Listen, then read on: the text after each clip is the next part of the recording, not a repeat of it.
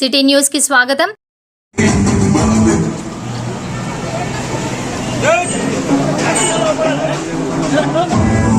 క్రమపద్ధతిగా ఎవ్వరు కూడా బ్యానర్ ముందుకు వచ్చి చూడొద్దు. జరగమంటే పోయి దూరం నిలబడతాం. ఎవరు కూడా ముందట ఉండద్దు. సీను అందరు ఎక్క పంపి ఉన్నబాయి అందరు ఎంకకు రావాలి. ముంగట డప్పులు ఉంటాయి, ఫ్యాన్ ఉంటుంది.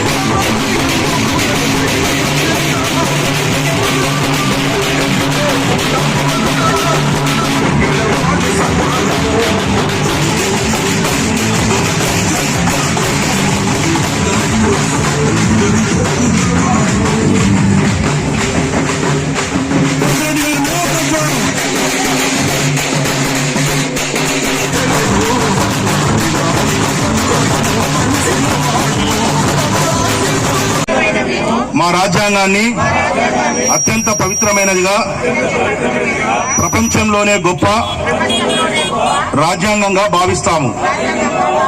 మాకు సార్వభౌమత్వ, సామ్యవాద, లౌకిక, ప్రజాస్వామ్య, గణతంత్ర రాజ్యంగా నిర్మించుకోవడానికి సాంఘిక, ఆర్థిక, రాజకీయ న్యాయాన్ని, ఆలోచన, భావ ప్రకటనను, అంతస్తుల్లోనూ అవకాశాల్లోనూ సమానత్వాన్ని కల్పించడానికి కుల, మత, ప్రాంత, వర్ణ, లింగ, ధనిక, పేద లాంటి ఏ రకమైన భేదాలు లేకుండా అందరికీ సమాన హక్కులు, బాధ్యతలు రాజ్యాంగం కల్పించింది. ఇటీవల పరిణామాలు రాజ్యాంగ స్ఫూర్తిని దెబ్బతీస్తూ ప్రజాస్వామ్య విలువలను కాలరాస్తూ సమాజంలో అశాంతి నెలకొల్పుతున్నాయి. విభేదాలు సృష్టిస్తూ రాజకీయ మనుగడ కోసం విద్వేషాలను రెచ్చగొడుతున్నాయి. ఇలాంటి తరుణంలో శాంతి, అహింసలను మూల సూత్రాలుగా మనకు బోధించిన మహాత్ముడి స్ఫూర్తిగా మనుషులంతా ఒక్కటే అంటూ రాజ్యాంగంలో అందరికీ సమాన హక్కులు కల్పించిన డాక్టర్ బాబాసాహెబ్ అంబేద్కర్ ఆశయాలను అమలు చేస్తూ మన గొప్ప రాజ్యాంగాన్ని కాపాడుకోవడానికి చిత్తశుద్ధితో, అంకిత భావంతో అహర్నిశలు కృషి చేస్తానని ప్రమాణం చేస్తున్నాను.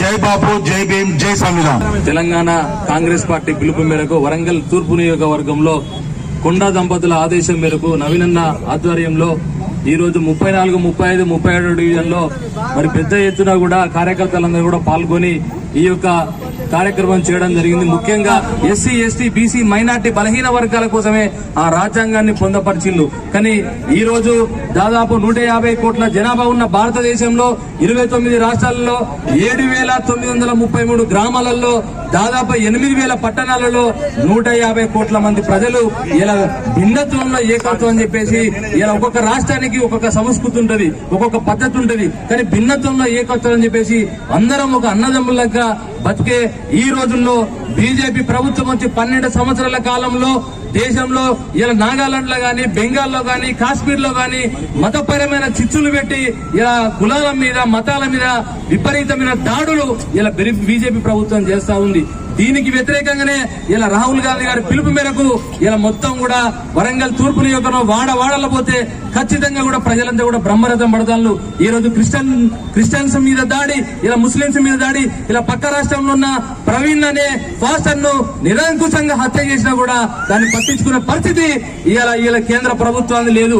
ఇది ఏది ఏమైనా కూడా ఒక హింసను మనం సహించేది లేదు. ఇది ముందే గమనించిన మన రాహుల్ గాంధీ ఎంతో పెద్ద ముప్పు ఉంది. ప్రజలందరూ ఇబ్బంది పడే పరిస్థితి ఉంది.